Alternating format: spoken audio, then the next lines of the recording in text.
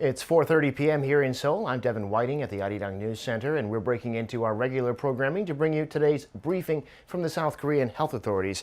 We should be getting updates on the latest case numbers and on any changes coming to social distancing. Let's listen in.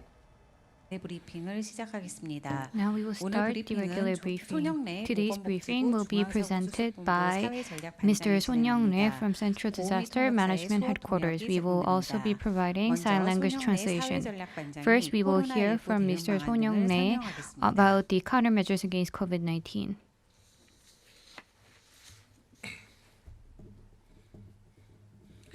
It is February 21st, and I will start the regular briefing for today. As of midnight of today, there were 391 newly confirmed cases, and 4 people passed away yesterday. We pay respect to the deceased, and we pay condolences to the family members. Starting from February 24th to February 20th, there were newly confirmed cases, and now I will update you on the trend. For the past week, on a daily average, there were around 455 people that were newly confirmed. Compared to 382 from the previous week, it was an increase. And for the metropolitan area, compared to 288 of the previous week, there was an increase to be more than 300. We are seeing an increase in the number of cases in the metropolitan area for 3 weeks in a row, and especially since the Lunar New Year holiday, we are seeing more cases. For the non-metropolitan area, compared to 100 from the previous week, there was an increase to 118. There were some cluster outbreaks in the business sites of the Chungcheong-do province, and we believe this was the influence. For the reinfection rate, it has risen to around 1.1 across the country. And for the metropolitan area as well, it is close to 1.1. And we are seeing that the spread of COVID-19 is continuing in this area, and it is a concern. In a lot of the living areas, cluster outbreaks are happening, and also we are seeing increases from the businesses. In closed, confined, and concentrated spaces, we are seeing cluster outbreak, and we're also seeing cluster outbreak from foreign workers as well. And also there are cluster outbreaks that are increasing amongst family members. With the easing of social distancing measure, this was probably the effect. We are seeing an increase in the number of patients. However, we do have room in terms of the medical system. For the severely ill, we have enough hospital beds, and we still have many that are left vacant as well. And also for the hospital beds for severely ill and for the living treatment centers, we have more than 10,000 that have been secured. We are going to monitor the situation for this week, and if necessary, we're going to review the elevation of the social distancing measure. We have to make sure that this third wave of COVID-19 is stabilizing, and in order to do so, we want to ask for your cooperation, especially for the Greater Seoul area. There are increases in risk in everyday lives, and we want to ask you to avoid visiting closed, confined, and concentrated spaces, and we want to also ask you to refrain from meeting others if possible. Recently, we have seen that in factories or in concentrated areas where a lot of foreign workers work in, there has been cluster outbreak. In order to monitor these, the government is carrying out a crackdown, and in order to do so, we have also established the temporary screening center so that we can have people voluntarily getting tested. In areas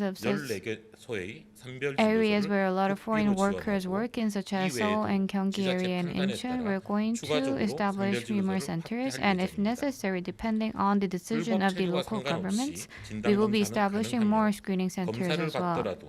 So for these foreign workers, even if you are legal immigrants, even if you get tested, you will not be sent home. So please make sure to be tested and take this into consideration. We also want to ask the business owners to take care of this very actively.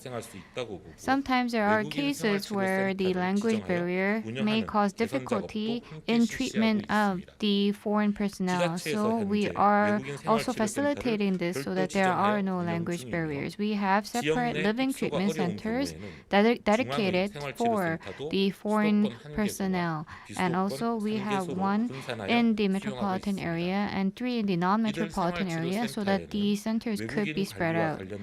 In these living treatment centers, we will be providing materials for the foreign residents, and we are also going to provide English materials, and we are going to ensure that there are no issues in treatment.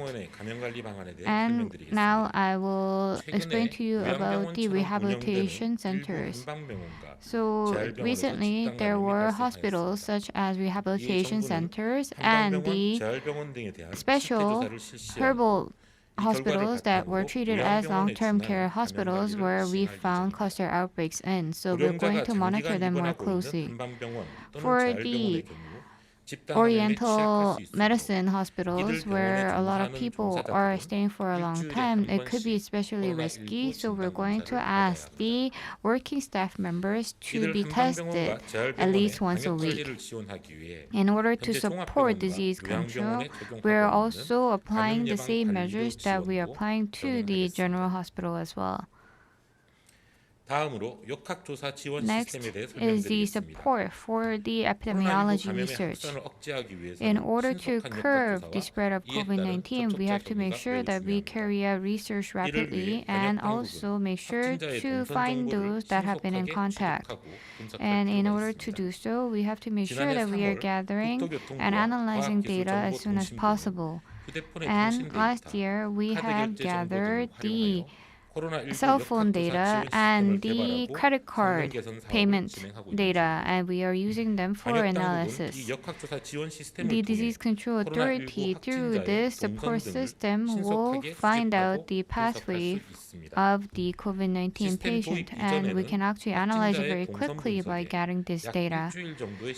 So in the past, it used to take around a week for us to identify where the confirmed cases have gone to. However, now it has been improved so that it can only take around 2 days. And starting from February 18th, we're also going to make sure that it's automatically synchronized, and we're going to improve the system further. We believe that this improvement in the system will be completed in March, and by doing so, we will be able to gather data in less than 10 minutes, and we believe that this will actually contribute to improving the epidemiology research even further. And this is also linked to the electronic visitor books, and we believe that we are going to continue to sophisticate and elevate the system. And even foreign organizations are evaluating this technology very highly, and they are asking us to cooperate so that we can develop the technology. And in order to export it, we also have to make sure to develop ones that are suitable for export, and we also have to come up with manuals in other languages as well. Now I want to actually talk about the blood donation. We are in shortage of blood, and we need a lot of participation of our citizens. And with the spread of COVID-19, there could be an increase in the severely ill cases, and this means that it is more important for us to secure enough blood. And starting soon, a lot of people will be vaccinated. So we will have to come up with a standard about whether or not these vaccinated people can donate blood and when this will be available. So we are going to come up with standards and criteria for blood donation soon, and we are also going to make sure to receive feedback from experts and foreign cases. So based on this standard, it says that blood donation can happen 7 days after COVID-19 vaccination. However, after vaccination, if there are issues, then it will have to take another 7 days after these symptoms disappear. So we want to ask our our citizens to participate more actively in blood donation for ourselves and for others around us. Now I'll update you on the compliance of the disease control measures. Starting in December, 4 areas where foreign workers are concentrated and for the study centers and etc., we have done site monitoring. And based on the result, we have found around 10,000 cases of violation, and for 6,000, we have taken corrective actions immediately, and for around 4,000, we have made recommendations for improvements. And separately from this, on one day of February 20th alone, we have done site monitoring for around 13,000 cases. And for 2,400 areas, including clubs, we have also done night monitoring as well. Therefore, the government is continuing to strive hard to do disease control, and we're going to make our effort further from now on as well. With Lunar New Year holiday, we are seeing an increase in the number of newly confirmed cases across the country. And in order to decrease the number, it is absolutely necessary for us to cooperate. So we want to ask you to practice frequent personal hygiene, such as washing your hands and wearing face masks. And especially, we want to ask you to make sure to wash your hands and use the hand wash, because the spread of the COVID-19 is most frequently happening through hands, especially when people are wearing masks, because people try to correct their masks, and this means that the virus could spread through your fingers and your hands. And also, please make sure to be especially careful when you are using common use materials.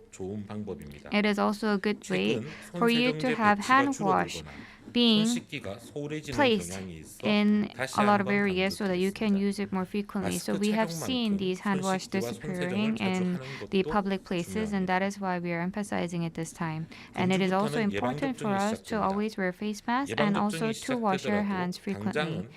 Vaccination will start this week. We will not see a dramatic decrease immediately. However, we believe that there would be a gradual decrease in the risk of infection, and I think this is a hope for us. The government will make sure so that vaccination can happen without an issue, and we will also strive hard so that third wave could reach a stable level. And we will continue to make our efforts, and we want to ask our citizens to cooperate with us. Thank you. 네, 지금부터 질의응답 시간을 가지겠습니다. And that'll conclude our coverage of this briefing. Thank you for watching. Arirang News will be back at 6 p.m. Korea time.